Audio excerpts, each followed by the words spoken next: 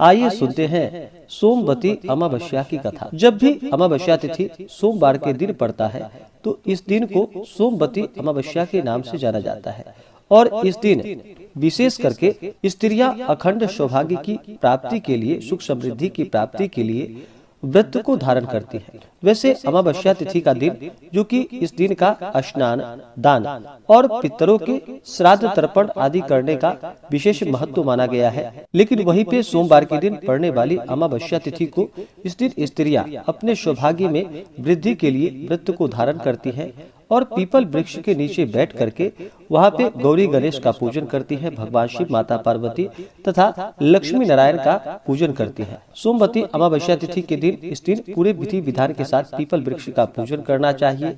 इस दिन अक्षत, चंदन, पुष्प, धूप, दीप, पान, सुपारी आदि अर्पित करनी चाहिए। सुहाग की वस्तुएं अर्पित करनी चाहिए और फिर पीपल वृक्ष की 108 बार भवरी देते हुए परिक्रमा करनी चाहिए। हर एक परिक्रमा पे एक मूंगफली या फल अर्पित की जाती है और 8 बार जो कि कच्चा सूता मौली भी लपेटा जाता है। और फिर जो कि सोमवती अमावस्या का कथा श्रवण करना चाहिए। इससे अनंत गुना पुण्य फलों की प्राप्ति होती है और सौभाग्य में वृद्धि होती है। तो आइए सुनते हैं सोमवती अमावस्या की कथा। तो बोलिए प्रेम से भगवान गणेश की जय, भगवान भोलेनाथ, माता पार्वती की जय, लक्ष्मी नारायण भगवान की जय। कथा के अनुसार एक साहूकार के 7 बेटे, 7 बहू और एक बेटी थी। साहूकार के घर रोज एक जोगी आता था जिसे साहूकार की बहू भिक्षा देती थी। उस जोगी को जब साहूकार की बेटी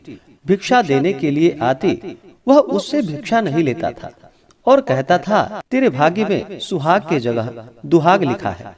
लड़की को उस जोगी की यह बात बहुत बुरी लगती और एक दिन वह अपनी माँ से रोते रोते जोगी की सारी बातें बताती है और फिर सारी बातें सुनकर उसकी माँ कहती है कि कल जब जोगी आएगा तब मैं सुनती हूँ कि वह आखिर क्या कहता है। अगले दिन फिर से जोगी आता है तो साहूकारनी छिपकर बैठ जाती है और लड़की को भिक्षा देने के लिए भेजती है।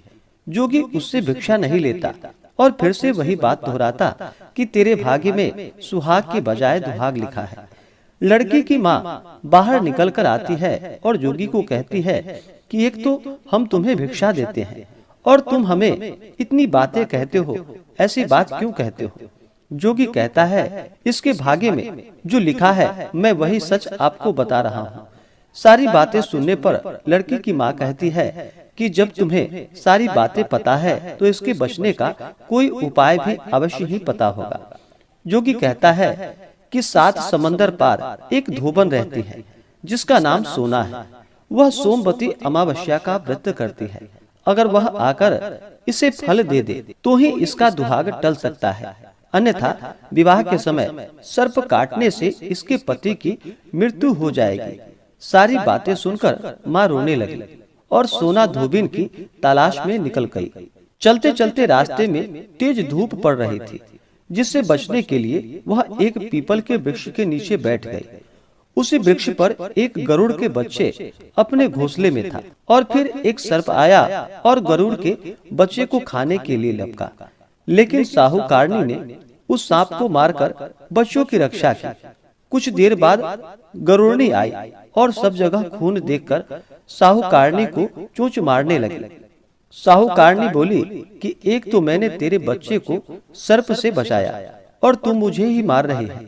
सारी बातें जानने पर गरुड़नी बोली कि तूने मेरे बच्चे की रक्षा की है, इसलिए मांग जो तुम चाहती हो। साहूकारनी गरुड़नी से कहती है कि मुझे 7 समंदर पार सोना धोबिन के यहाँ छोड़ दो, और गरुड़नी ने वैसा ही किया। साहूकारनी वहाँ पहुँच तो गई, लेकिन सोचने लगी इसे मैं कैसे मनाऊं।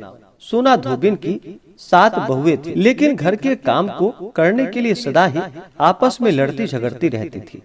रात को जब वह सो जाते तो साहूकारनी आती और चुपके से सारा काम उजाला होने से पहले ही कर कर चली जाती थी। सारी बहुएं भी आपस में यह सोचती कि कौन सी बहू है जो सारा काम कर लेती है, लेकिन एक दूसरे से पूछने की हिम्मत किसी की भी नहीं होती। काम करने पर सोना धोबिन ने देखा कि आजकल मेरी बहुएं लड़ती नहीं है और काम भी सारा हो जाता है। सोना धोबी ने सारी बहुओं को बुलाया और पूछा कि आजकल तुम लड़ती क्यों नहीं हो और घर का सारा काम कौन कर लेता है।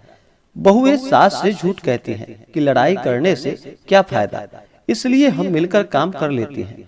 सोना धोबिन को अपनी बहुओं की बात पर विश्वास नहीं होता और वह रात में जागकर स्वयं यह सच देखना चाहती है कि कौन काम करता है।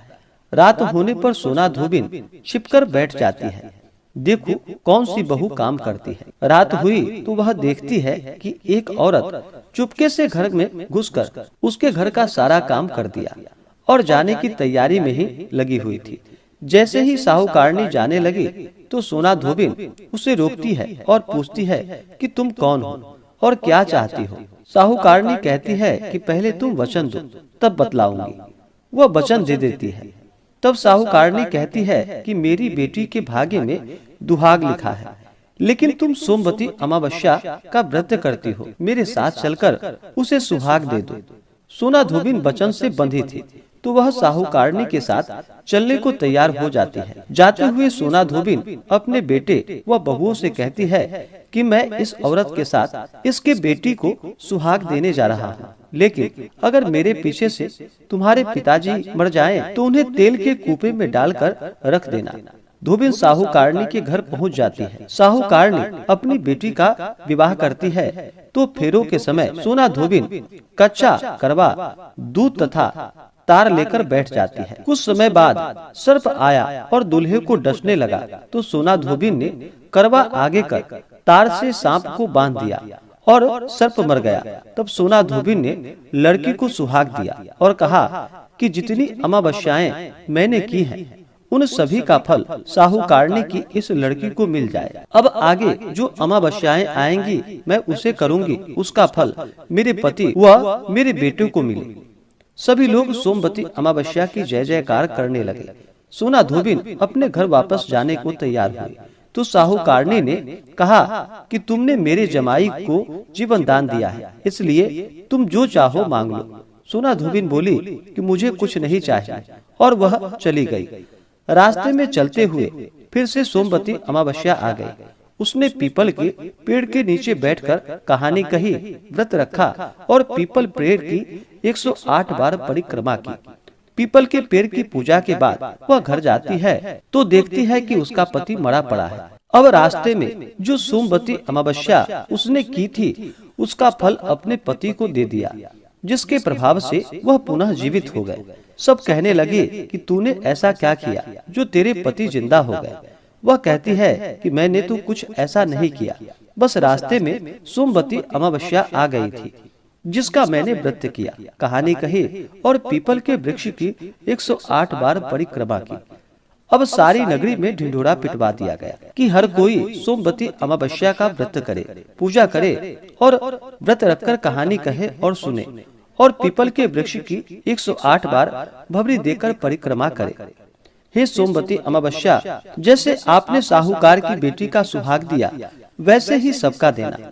तो बोलिए प्रेम से भगवान भोलेनाथ की जय, माता पार्वती की जय, लक्ष्मी नारायण भगवान की जय।